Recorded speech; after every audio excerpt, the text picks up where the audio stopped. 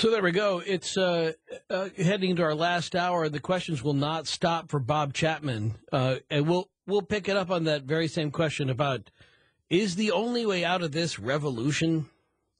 I don't know about that. We'll find out what Bob Chapman thinks, and then also what you think and your questions and your comments about both your personal economy and our national one, from the trend watcher who is predicting things are going to get a lot worse yet still, including the near dissolving of the dollar, coming up on Coast to Coast AM. This is Ian Punnett.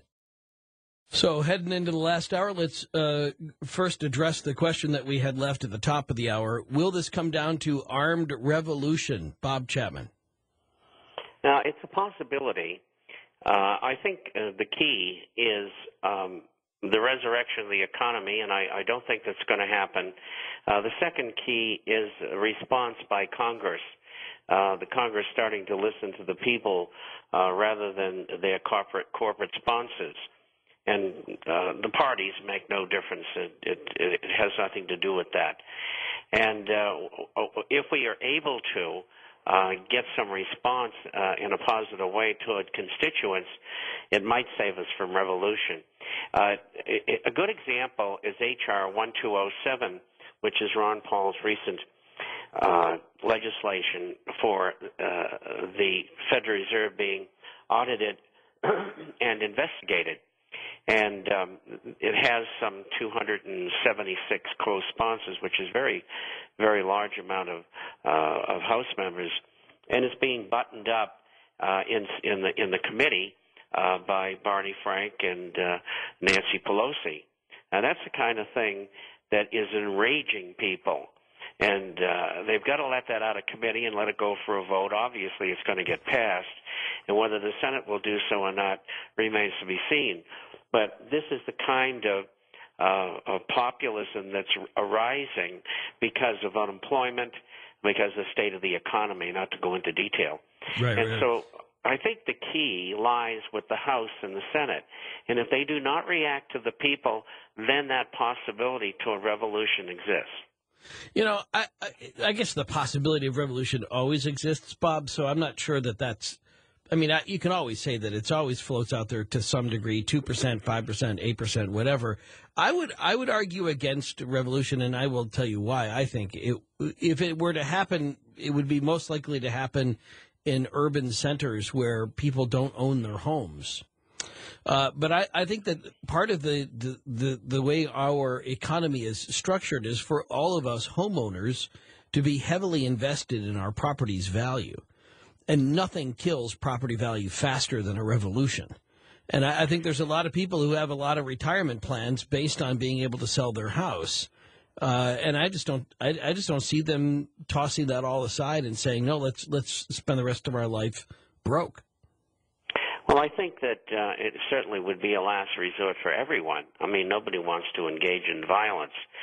But, you know, when you have an economy where 20.5% of the people are unemployed, right, and I think my projection at the beginning of the year was 22%, and I'm going to be close for the year. And I think next year, even though we have a stimulus package, it could be 25%, much less in gain than previously because of the stimulus package. And I also predicted that later this year, early next year, there would be more legislation for another $2 trillion stimulus package. And so that might prolong some of the problems, but it's not a solution. The system has got to be purged, and there's no way around it. All right. That's why you're the international forecaster, and I'm not. You're talking to Bob Chapman, Monica in Washington. Go ahead. Yeah, hi, gentlemen. Great show. Back to the precious metals. In your view, are ETFs a good way to buy? No, I don't think that they are in gold. I don't know what that is. At least. What does that mean? Those are exchange-traded funds, which trade on the New York Stock Exchange.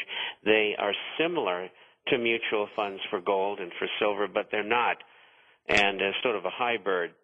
And it's my suspicion, number one, that the ETFs, gold and silver, were created to drain off investable funds by professionals who didn't want to take delivery of bullion.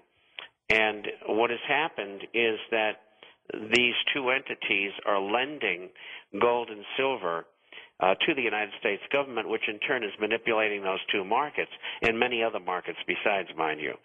And also, I don't think that they have the gold and silver that they say that they have.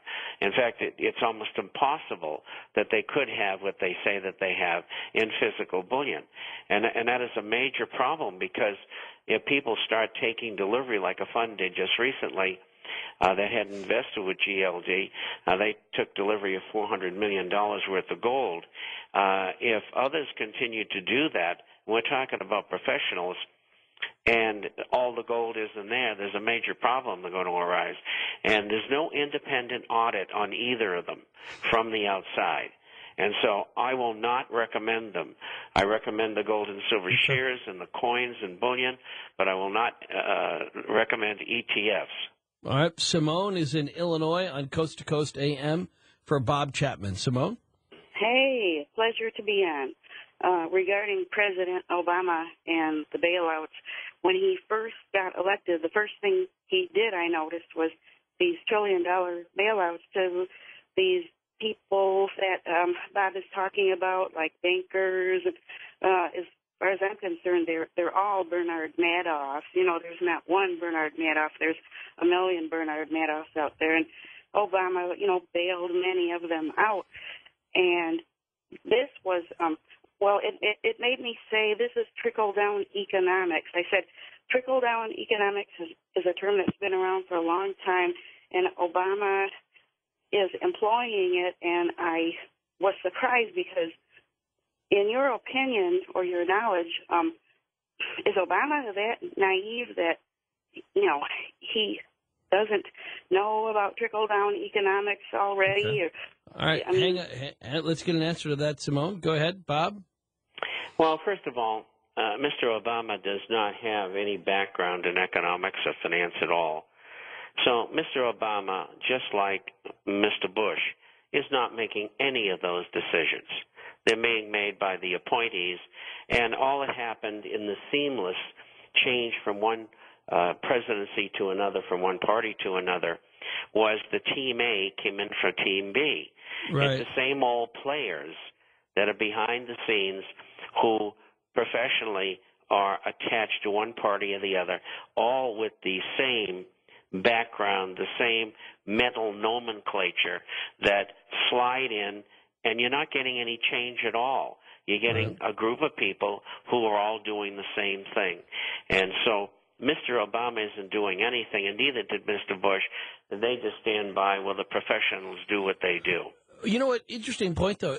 And you hear her, like, I think a lot of people are so convinced that somehow this started on day one of Barack Obama's administration, and that obviously it was a trend that was started. It was a reaction that started underneath President Bush. The whole bailout thing was a total Bush deal, and so that's kind of odd. I mean, but I think some people have successfully spun that to make it seem like it just started under Barack Obama, but it's been going on forever. But, you're right. Absolutely right. I mean, as I said earlier in the program, you can go back to before the 20th century and look at the influence that J.P. Morgan and all of the people around Morgan had on the United States government. Right. And so there's nothing new, and you're absolutely right. Andy is in Los Angeles on Coast to Coast for Bob Chapman. Andy? Yes. I was going to ask the question about internal unrest, but I guess that answer came earlier by Mr. Chapman. But I have a quick comment and a question. Faith and trust are a heck of a thing. Faith can move mountains and can turn people's lives around, but when that faith has turned to what it is presently, distrust, it is a situation now where people are scared. There was a recent survey in which the majority of people are now not concerned, they're scared. Now, my question to you is this. We were coming out of a depression, the 20s depression, and then the next thing you know, World War II popped up. Now, I would like to ask Mr. Chapman, in his opinion, does he believe that with all the gimmicks and tricks and games that are being played, and how the American people are being played like sheep, and the contempt that they have for us because they think we're basically stupid, and it's true, many people are. Okay. But a lot of people are watching. Does he believe that a war will be used as an instrument to gain control and to galvanize the American people? Because it looks to me like Andy, this is turning into the world's longest question. I think you hit it earlier. Let's give a chance to answer. Go ahead. Well, very quickly. I was in counterintelligence, and one of the first things I found out was that we had broken the Japanese diplomatic code in